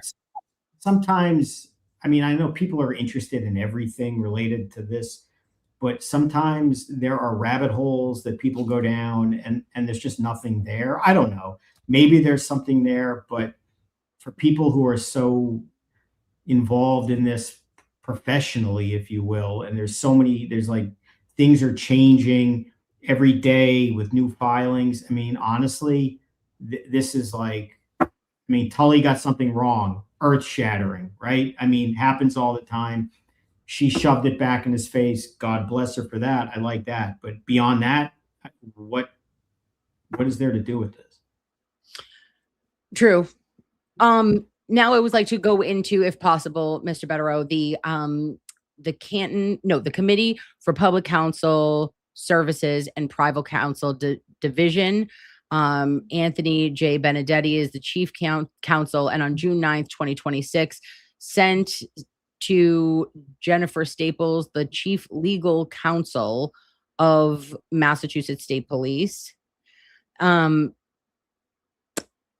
it says, I'll just read it very quickly, only the parts that matter. It says, "Dear Chief Staples, I'm writing in light of recent filed civil complaint listing virulently racist, sexist, anti-Semitic, homophobic, and hateful text and audio exchanges by Michael Proctor and Sean Good. See attached complaint, Reed versus Massachusetts." There are also allegations in the complaint of Proctor messaged at least one fellow officer, if not more, about planting evidence on suspects. According to the complaint, the Massachusetts State Police are aware of these messages at least as early as February of 2024, but did not investigate, discipline, terminate, or otherwise punish Proctor, nor take any steps to examine whether his bigotry was impacting his police work at that time. Reminder, this is after which Proctor had received glowing reviews for work and received his raises. Also, prior to joining Mass State Police, Proctor shared his reprehensible views with other law enforcement officers, presumably at least members of the Canton Police Department, if not other agencies. There's no question that such messages demonstrate bias and misconduct by officers who said them, and therefore constitute mandatory discovery under Rule 14 of Massachusetts Criminal Procedure. And it says, any information reflecting bias or prejudice against any class or group of which the defendant is a member. Therefore, any defendant who has or had a case involving Proctor is entitled to be made aware of these said messages. To ensure that all impacted defendants receive the evidence which they are constitutionally entitled, I ask that the Massachusetts State Police provide to the Committee for Public Counsel Services a list of all opened and closed cases which Michael Proctor was an investigator. This list should include the defendant's name, the docket number, the Massachusetts State Police internal case number, and the numbers of any police reports produced in the case. I look forward to your response. Thoughts on this? I'm confused because the Twitter lawyers told me that if there's no discussion of conspiracies, that there's nothing to see here and they're all guilty. But this is interesting because this is a real lawyer who's saying the same thing that I said and other real lawyers said about bias and motive to fabricate and credibility. So I don't know. Do we go with the Twitter lawyers or do we go with the actual professionals who do this for a living? This is clearly the right move and something that we talked about a little earlier, and I had mentioned a week or so ago. This is laying the foundation for a wave of potential motions to vacate convictions, possible civil rights claims, criminal and civil, federal or state, and the first salvo in what will be a more than decade, certainly long scandal of just an exhaustive review of Proctor's behavior. There's really no way around this. Now they can respond any way they want and say, we're not going to do that. but at some point, lawyers are going to do it, whether they're private counsel, demand these things. Public defenders are going to do it. Evidence is going to come out. This is just the beginning of the scandal, and it's not going to go away for a long time. Michael Proctor is going to become the poster child for corruption or destroying criminal cases, certainly in Massachusetts, possibly, you know, amongst the worst in the last however many years across the country. Like I told you, Detective Scarcella, who is one of those. Just Google, go ahead, Google right now. Google Louis Scarcella, Brooklyn. That's Louis? what Louis Scarcella, Scarcella. That's what awaits Michael Proctor in Massachusetts. And the allegations against Proctor, at least in terms of the racism and his behavior, are much worse than, you know, Scarcella, who was just accused of lying and fudging evidence. Nobody accused him of wishing death on Black people and signing up for the, you know, Hitler was right course in college. So he was a retired. So Louis Scarcella is the retired detective from New York City Police Department who earned frequent condemnations during the crack epidemic of the 1980s and 90s before many convictions resulting from his investigations were overturned during his retirement. As a member of the Brooklyn North Homicide Squad, he and his longtime partner, Stephen Chimmel, built a reputation for obtaining convictions on difficult cases. And he's received, since 2013, sustained publicity from multiple allegations of investigative misconduct that resulted in false testimony against crime suspects, leading to innocent parties serving long prison terms and guilty individuals going free. Look, I mean, you've heard me talk about the Brooklyn DA's office in the past. Yeah. Charles Hines and corruption, and the Scarcella scandal is a large part of that. Not the only thing. Is that him?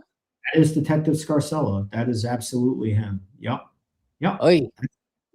Well, he was like a smooth operator back again in the 80s and 90s, where back then when guys would get arrested and tried for murder trials in Brooklyn, they would do like a one-day trial. And you know, one of his gags was he had you know, some crackhead who seemed to be a regular witness for him, a street informant who somehow was always an eyewitness for a lot of these cases. I mean, it never made any sense. Now, to this day, Scarcella denies it, the same way Proctor does, right? He's, you know, he's a good guy, but you know, I mean, well, that's a younger, yeah. Yeah. And there's, yeah, I mean, look. Sad. Well, sad or outrageous. I mean, you know, innocent men spent years and years in prison, and you know that may very well have happened because of Proctor. We'll see, but you have to investigate, and that's what happened with Scarcella, and he became a cottage industry. I mean, they had to create a wrongful conviction unit, a real one in Brooklyn, which primarily was dealing not entirely, but almost exclusively with Scarcella nonsense for years and years and years. That's gonna happen with Proctor. I mean, at some point, Proctor is going to become a verb, right? You know, proctored. I said no. Oh my God, my show last week, Mr.Bederow, was no good. GOODE. Deed goes unproctored. That's funny. That was a good one. That was a good double entendre. I know. No, that's a very Sean good one.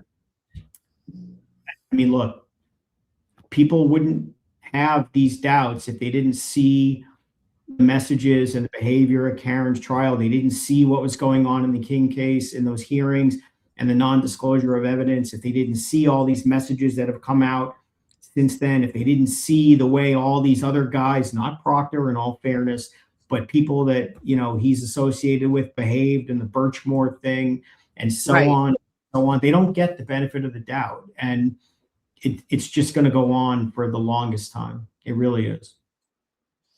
True. And I wanted to just ask you, because I didn't get to ask you your take on this with regards to the protective order for Michael Proctor's reason for requesting that extension of his deposition and them impounding that at this time, was it hypocritical because of the nature in which Karen Reed's medical information has been so publicized and widely reported on, like how you could request this? I said that if it was my personal belief is if it was a psychiatric inpatient stay and or a substance use disorder treatment, that it would be understandable to be under impoundment for a short time by the judge. But, there has been all manner of everything has been disclosed, has been discussed to so many people and to the public in this arena that I question, like, why did you say it on a Friday less than 24 hours business hours before you were scheduled, if it was that it was a medical emergency or something? And if not, does he really have that right for it to be impounded? So I think you have to be careful with this one. The first point is you don't conflate with his scumbag behavior and what he said about Karen as somehow an eye for an eye. So now it doesn't work that way. Number two, you don't want to give him the benefit of the doubt because of his lack of credibility and the fact that he just cavalierly skipped a subpoena in the King case that we talked about. And that was never dealt with, and this is one of those things I've seen it myself in some of our cases. Things just die on the vine and there's so much going on, it gets forgotten. And that subpoena was never dealt with, and his failure to honor it.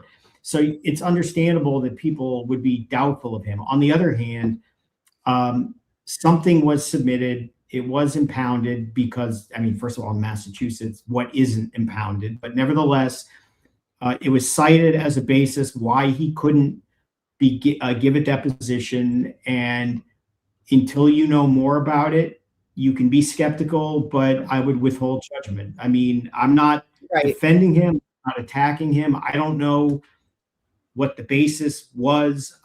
Now, in all fairness, the judge kind of tipped his hand because he was prepared to say, see you tomorrow. And it was scheduling issues with Karen's people that led it to be adjourned. I know. So don't think whatever it was probably that compelling, because the judge was prepared to rule against Proctor and force them into the deposition. And then, it got rescheduled for reasons that had nothing to do with Proctor at that point. But I don't know what he submitted. And I think it would be unfair to conclude without evidence what that is for the time being. But if you wanted to read the tea leaves, it probably was not that compelling, but we don't know. Yeah, you're absolutely right. And Becky RN 1982 says Proctor is still covered by HIPAA. And of course, Becky, we know everyone is covered by HIPAA, and I understand that. However, like Mr. Bederow just said, they were going to go forward, but they only had one day. They didn't have multiple days on the calendar. Sidebar, I was out of my mind. I go, this all could have quite literally been an email. All right. At the end, when it's like, okay, so the judge said, okay, you guys figure it out together. He gives the okay to go ahead. This wasn't basically enough for you to only give such a short notice and need that extension. So yeah, you have to go forward. And then we hear Accent Daddy be like, oh, Mr. Salinger is like, oh yeah, unfortunately, we don't have that. We don't have two in a row. And that just was so weird to me, just in my opinion. A lot of people thought that, but I would also say you don't know what's going on internally with scheduling and other commitments. And obviously. Yeah, but if it was scheduled for Monday and they didn't get that on Friday, what would have happened? I don't know how long the deposition was even scheduled for. If it was one day and they had it, I don't know.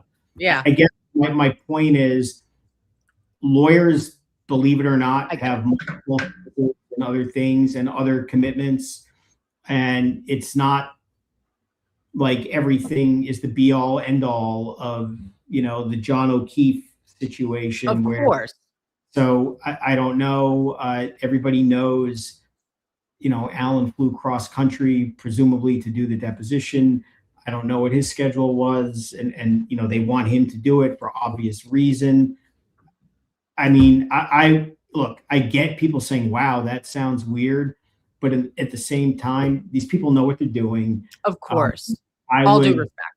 Yeah, I mean, let the lawyers lawyer, and you have every right to criticize and say, "Why did they do this?" But they know what they're doing, and I would just not judge too much. You feel that the judge feels like he's hurting cats. Jen Toxic just said that.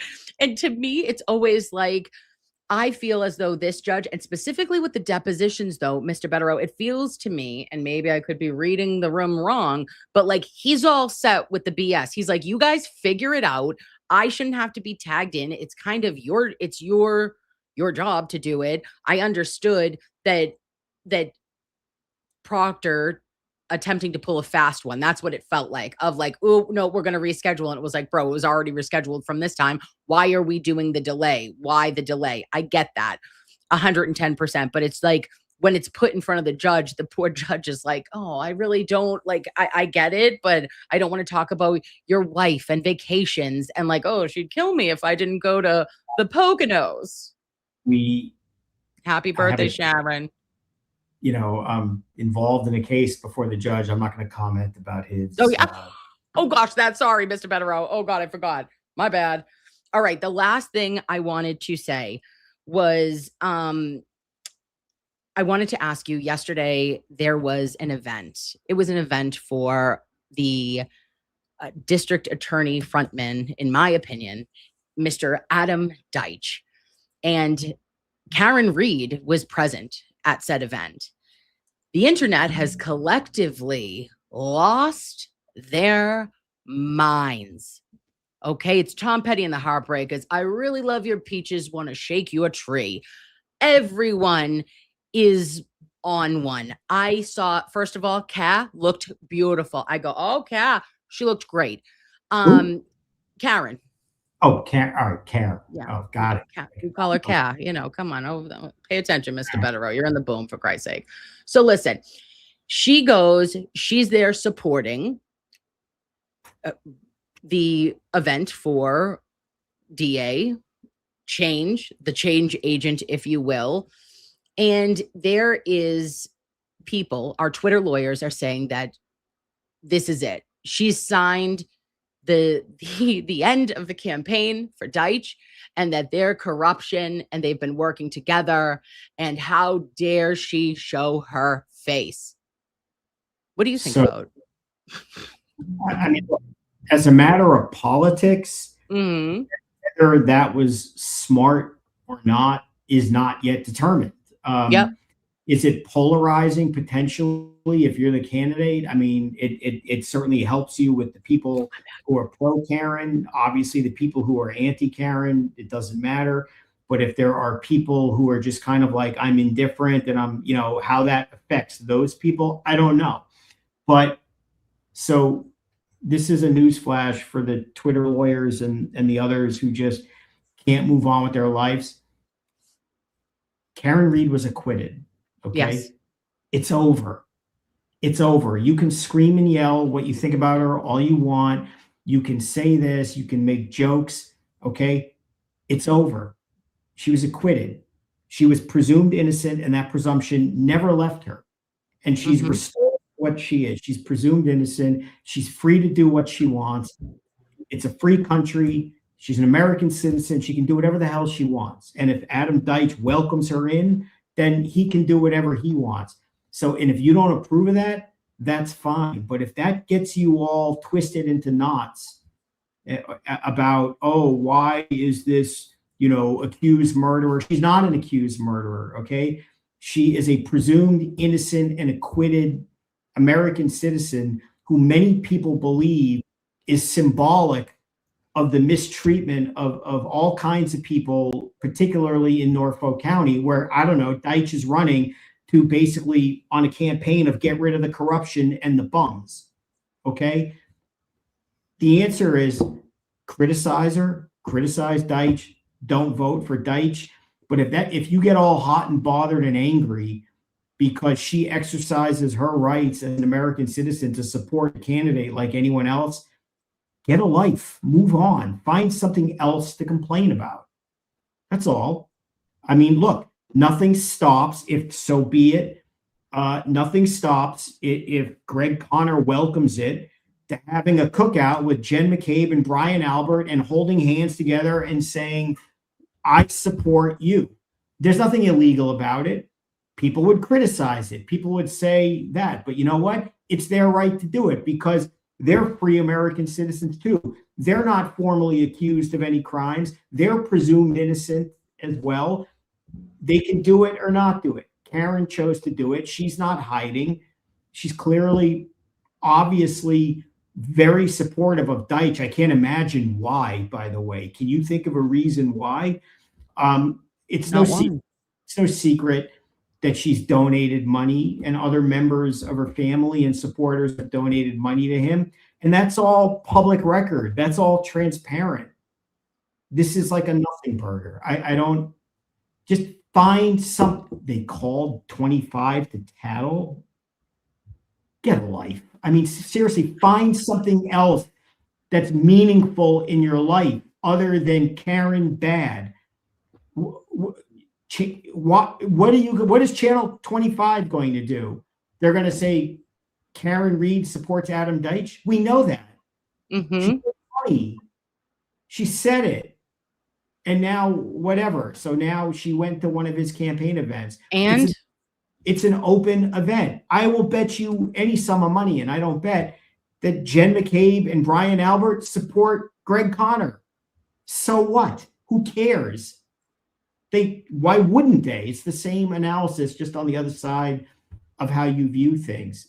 I mean, so many people are so obsessed with the internet and pushing and fighting online back and forth over every little point and every little thing.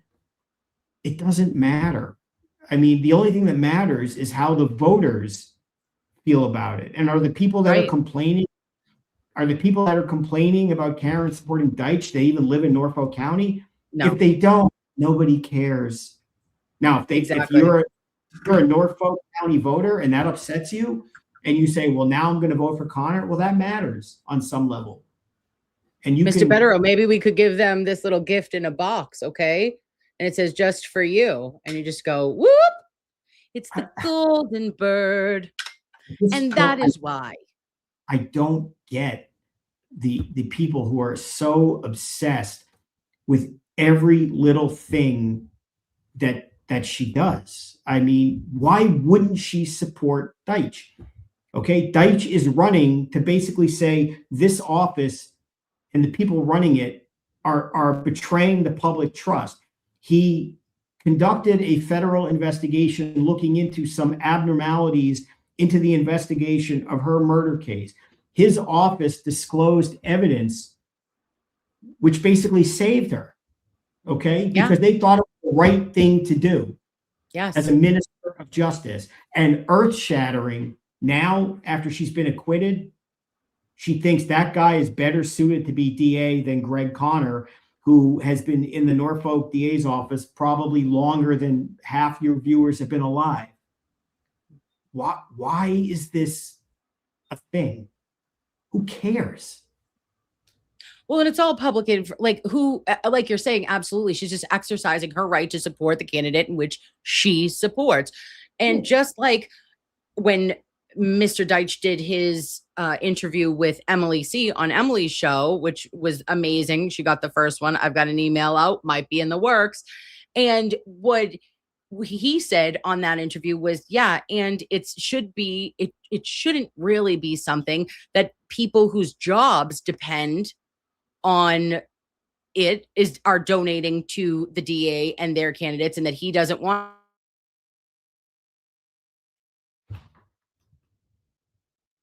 Somebody's frozen, either you or me.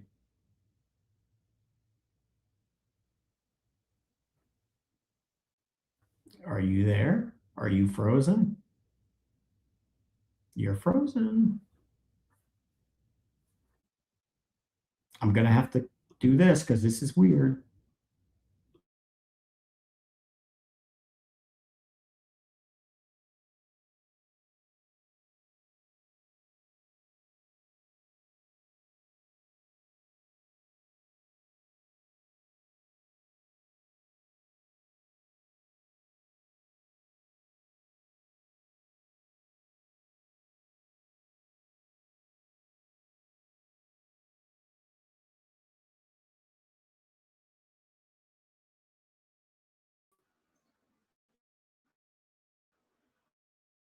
Oh no, am I here? You here? Now you're back. Okay. Help. Oh, You're are you? here. Oh, sorry, I'm here. Yeah. What happened? I don't know. But just I'm going to tell you right now, that was Michael Morrissey. He's in my Wi-Fi. But I just to finish the point over everybody getting all hot and bothered because Karen went to support Deitch in a public event. If Brian Albert went to see Greg Connor, would people talk about it? Yeah. Would people criticize them both? Sure.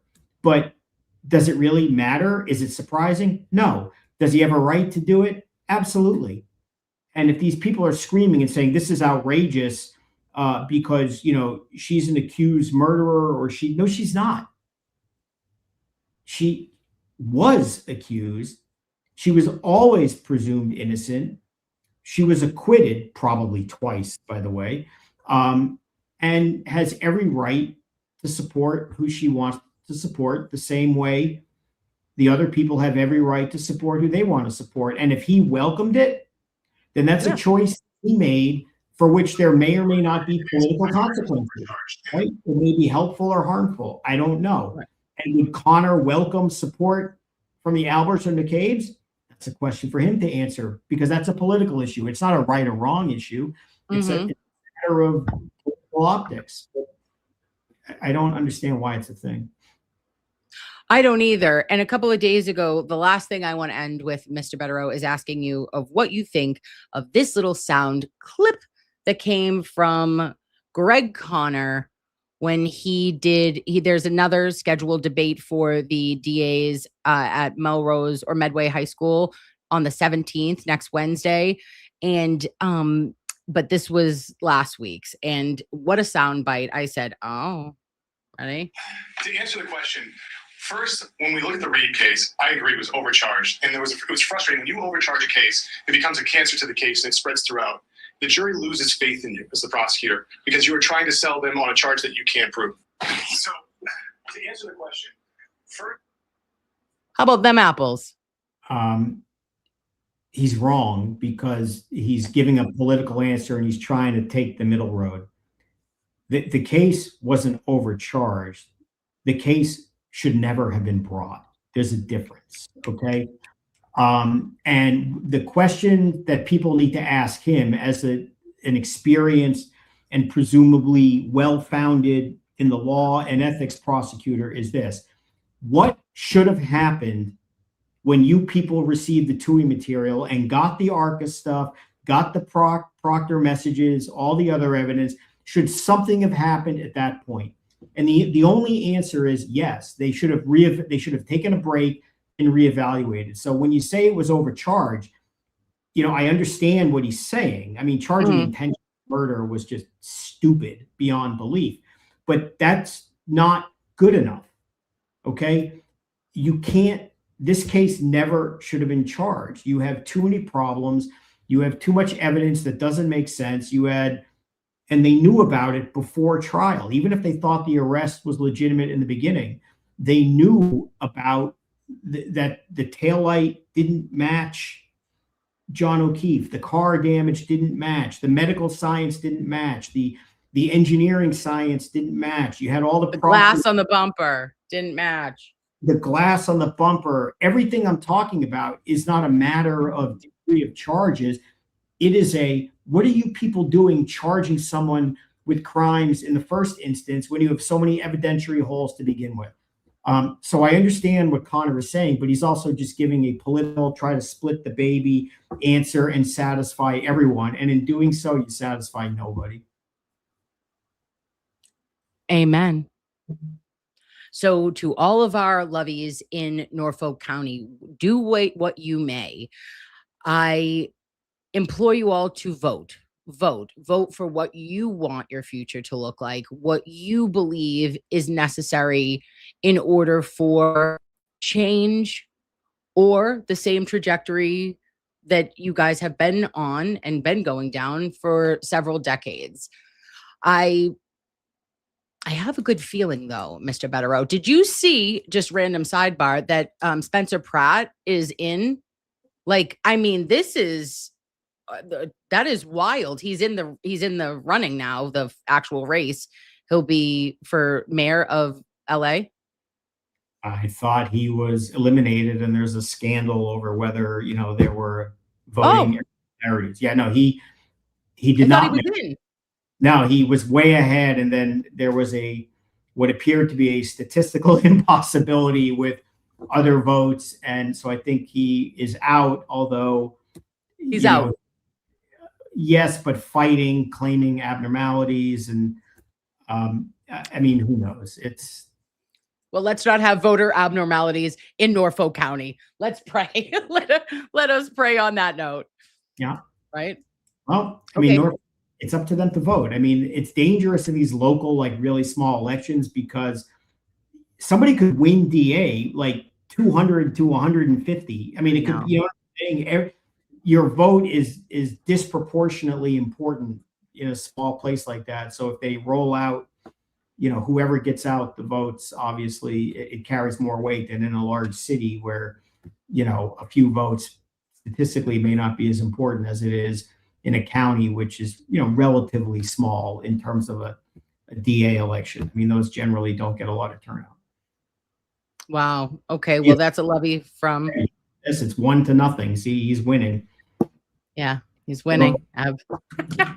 We've got to vote. I love it. I know that you're busy today. I know that you're going to you're dressed to the nines. He's actually going, guys, you're wrong. He's going to a place of worship. You might have something very fun to do later. I've got all kinds of things to do. Got a guy. Work, some not technically work, but whatever. When are you going to be around in Massachusetts? For July 19th, 20th, around then. Okay. Yeah. All right. July 19th or 20th. That sounds good.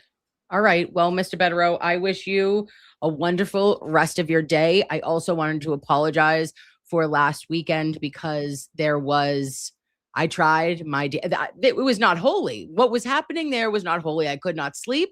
There was almost 100 people in that house at one point. It was a wild card. Okay. And I just was like, can I please sleep? Can I please take a nap? Hey, listen, you told me. It doesn't affect me. I'm not sure you told me. I wanted you to know. Oh, no, I appreciate that, but it probably helps. I mean, to tell the people. Tell the humans. Well, the humans knew. And also, sidebar, that was a very sketchy Wi-Fi situation. You were in the nowhere. There could have been, I'm going to tell you this right now. I think that the amount of property it was a little bit scary. You had to go down a windy dirt road. I have no idea. Mansion. I was in Laconia. Oh God, New Hampshire. Okay. Yeah. But it was like Guilford. It was weird. It was a weird spot between Laconia and Guilford. And I was just like, has there been a homicide on that road? Possibly. I said, out the big, huge tree. And there was a little, what are those? A tire swing and stuff. And I was like, oh, this is so adorable. In the night, it was terrifying. Not a light to be found. I said, no one has Comcast or Xfinity here. It was, I was troubled. I was verklempt, and then I left first thing, but I was not home in time. So I never want to waste your time and our lovies. I was glad though you were on with Brother Council. What a great show that was. I'm gonna get us shirts that say Kim and Mark. Is that what we're doing now? That upset people too. Apparently, we're not serious lawyers because he had a funny gag. He sent me this shirt. It was, I was a good sport. We like each other. It was a funny gag, but apparently, we're not serious people because of that. Again, find something else. Well, maybe you could wear one that says not Kim, and I could say one that's not Mr. Bederow. Okay, gotta go. Yeah. All right. If you know, you know. Okay. Everyone, have a wonderful week. Mr. Bederow, thank you for being our emotional support attorney. I'm available next week. I know that you are very, very busy, but if you are available, I would love to book us. I'm not going to be in Laconia at Montante's mansion. What is next week? Maybe. It depends on the schedule, really. I'm gearing up to go away in a couple weeks, so I'm trying to pack as much stuff together as I can. We'll see. Maybe we'll talk. Okay, we'll talk. On that note, I thank you again. Have a great day. Bye, Mr. Bederow. Yeah. Lovies, we did it. Let us pray.